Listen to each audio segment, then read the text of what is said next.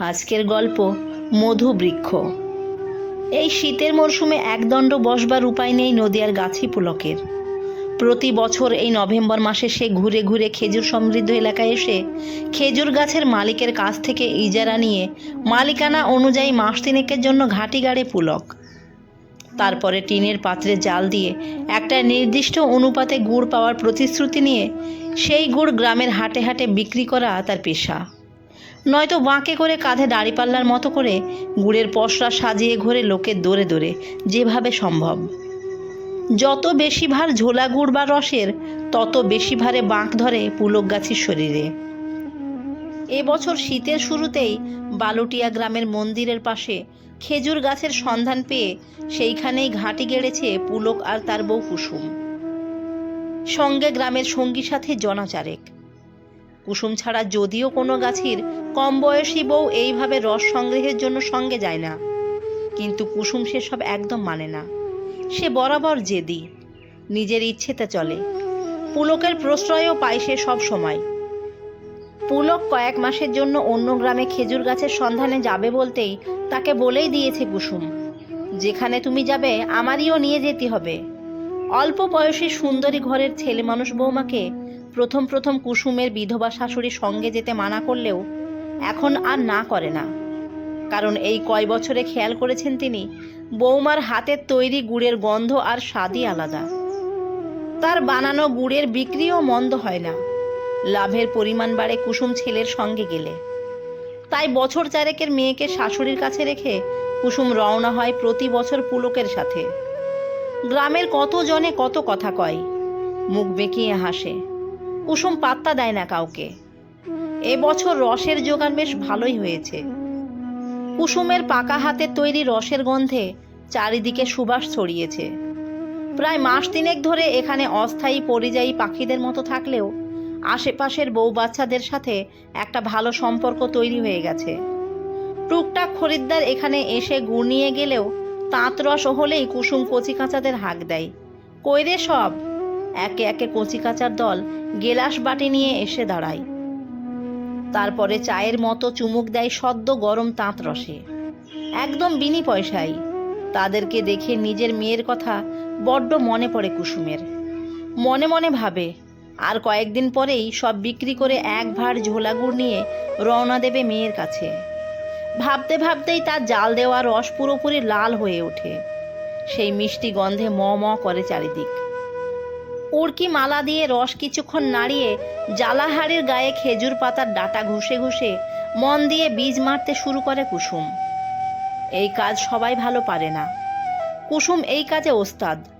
বীজ মারা যত ভালো হবে, গুড়ও তত ঘন হবে। গুড়ের মানও এর ওপর নির্ভর করে। গুড় জমিয়ে পাটালি করতে হলে অনেক বেশি সময় ধরে বীজ মারতে হয়। বীজ মারা শেষ হলে রসের মধ্যে জমে থাকা ময়লা একত্র হয়ে সাদা ফেনা জমে। উড়কিমালা দিয়ে সেগুলো ফেলে দেয় কুসুম। শীতকালে দুপুরটা বড্ড ছোট, বেলার সঙ্গে পেরে ওঠা কঠিন। তার ওপরে মেঘলা আকাশ। মেঘলা দিনে শত চেষ্টা করেও একেবারে ঝোলা গুড় ছাড়া জমাট গুড় পাওয়া অসম্ভব। পরশু সকালে হাট, গুড় বেচতে হবে, তার আগেই গাছ কাটা চাই। তাই দুপুরে ভাতটা কোনো রকমে নাকে মুখে গুজে পুলক বেরিয়ে গেছে মাঠের উদ্দেশ্যে। পিঠের ঠোঙায় বালি দিয়ে ঘষা সানানো দা, দড়ি নলি নিয়ে পুলক অন্য দিনের মতো উঠেছিল খেজুর গাছে। কোমরে বাঁধা মোটা দড়ি দিয়ে নিজেকে পেঁচিয়ে ফেলেছিল গাছের সঙ্গে। কিন্তু কিভাবে দুটো গাছ কাটার পরে যেন অসাবধানে পুলক দুই পা গাছের সঙ্গে ঠেকিয়ে নিজের শরীরের ভার ছেড়ে দিতে গিয়ে একটু অন্যমনস্কতায় দড়াম করে পড়ে যায় নিচের শক্ত জমিতে। কুঁকিয়ে ওঠে সে। এদিকে ততক্ষণে খুঁড়োকে নিয়ে গুড় নামানোর জোগাড় যন্ত্র করছিল কুসুম। গ্রামের একটা বাচ্চা ছেলে দৌড়ে এসে পুলকের খবর দেয়। মিষ্টি গুড়ের হাড়ি ফেলে কাঁদতে কাঁদতে দৌড় দেয় কুসুম মাঠের দিকে। কাঁধের আর পায়ের হাড়ে চির ধরেছে পুলকের। বাঁক কাঁধে নেওয়া তো দূরের কথা, মাস দুয়েক ভারী কোনো কাজই করতে পারবে না একদম। এবারে এত গুড় বিক্রির ব্যবস্থা কি হবে? সময় মতো বিক্রি করতে না পারলে যে গুড়ে মধু গন্ধ হবে। ভেবে ভেবে অস্থির হয় পুলক। রস সময় মতো জাল না দিলে গেজে যাবে। আর তৈরি করা এত গুঁড়ো তো এখানে ফেলে রাখা চলবে না কিছুতেই। সারা বছরের সঞ্চয় মার খেয়ে যাবে তাহলে। পরের দিন সকালে পুলককে দোরের ধারে বসিয়ে রেখে সঙ্গে আসা লোকগুলোর সাহায্যে নতুন উদ্যমে হাসি মুখে শেষ রসটুকু জাল দিতে শুরু করে কুসুম। পুলক পা প্লাস্টার নিয়ে কোনো রকমে পা দুটো সামনের দিকে ছড়িয়ে বসে চিন্তিত মুখে দেখে কুসুমের দ্রুত নিপুণ হাতের কাজ। একদিকে রসে জাল দেওয়া, অন্যদিকে তৈরি গুড়গুলোকে ছোট লাল ভাঁড়ে বন্দি করা। ঝোলা গুড়ে তাড়াতাড়ি মতো গন্ধ হয়, সেই কারণেই কুসুমের এত তাড়া।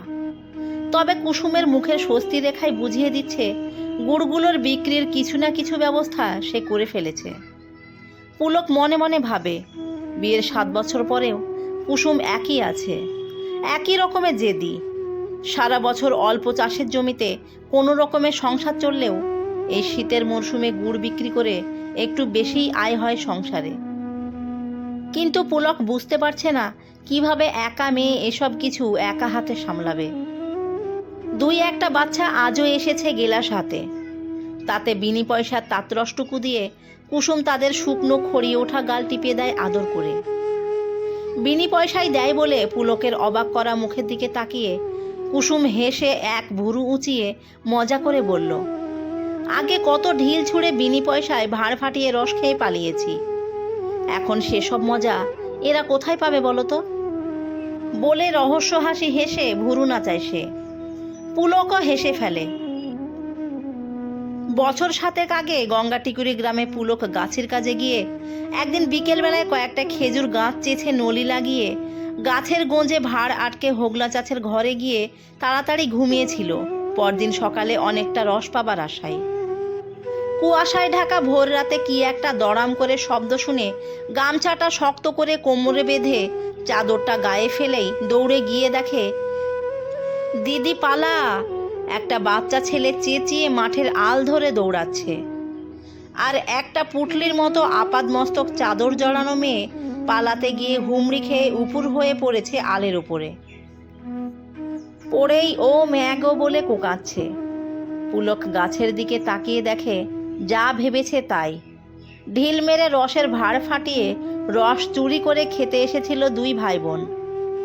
রসের ভাঁড় ফুটো হয়ে তখনও রস চুইয়ে পড়ছে দেখে খুব রাগ হলো পুলকের। ভাইটা ততক্ষণে নাগালের বাইরে, কিন্তু দিদিকে হাতের নাগালের মধ্যে পেয়ে মনে হলো চুলের মুঠি ধরে নাড়িয়ে দেয়। কত কষ্ট করে 2-3 গাছ মিলিয়ে তবে 1 ভাঁড় রস হয়। পুলক কাছে গিয়ে মেয়েটার হাত ধরে সজোরে টেনে তুলতেই দেখে চাদরের ভিতর থেকে বেরিয়ে আসা ছড়ানো কালো কোচকানো চুলের রাশির মধ্যে ছোট্ট মিষ্টি মেয়ের মুখখানা খেজুরের রসে মাখামাখি। হি হি করে কাঁপছে সে তখন ঠান্ডায়। দেখে পুলক হাসবে না কাঁদবে বুঝতে পারে না সেই মুহূর্তে, কিন্তু কয়েক পলক তাকিয়ে মেয়েটার ভুরু কোঁচকানো ডাগর চোখের চাউনিতে তখনই কাত হয় সে। ধরা হাত একটু আলগা হতেই পুলকের মনের অবস্থা বুঝতে পেরে একগাল হেসে চকিতে পুলকের ঘুম উড়িয়ে হাত ছাড়িয়ে ছিটকে পালিয়ে যায় মেয়েটা। তারপর শুধু পুলক একা নয়, সেদিন ওই যে 4 চোখের মিলন হয়েছিল সেই সূর্যে ওঠা মাহেন্দ্রক্ষণে, তারপরে কি যে হয়েছিল মেয়েটারও। যে কমাস ওই ডাঙায় পুলকের ঘাটে ছিল, সেই কয় মাস বাড়ির সমস্ত থালা বাসন 2 বাড়ি পেরিয়ে বারংবার এই পুকুরেই ধোয়া আর বালতি বালতি কাপড় কাচার কাজ যেন শেষ হতো না 15 বছরের কুসুমের। খেজুরের রসের জাল দিতে দিতে গুড় তৈরি অবধি ঘাটে বসেই মুচকি হেসে ইশারায় হৃদয় বিনিময় হয়ে যায় 2 জনের। কুসুমের মা তাদের গেছো মেয়ের এমন সংসার ধর্মে মন দেওয়ার কারণটা প্রথমে বুঝতে পারেনি।